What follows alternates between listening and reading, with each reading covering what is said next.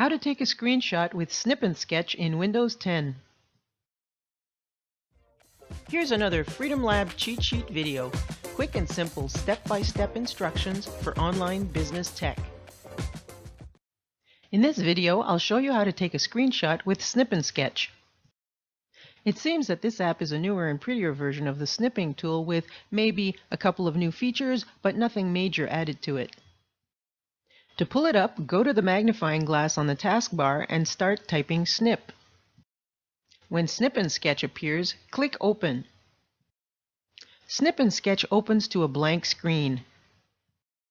When you click the drop-down menu on New, you get the option to snip now in 3 seconds or 10 seconds.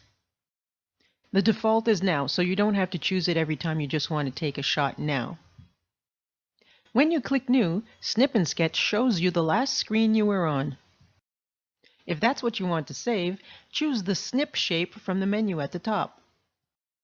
The default shape is rectangular. Drag the cursor around the part you want to save and release the mouse button. Once you've released the mouse button, your screenshot will appear in Snip and Sketch. The final step is to save your file and you're done. Wishing you all the best in your online venture adventures. I'm Marie Watkins with Freedom Lab.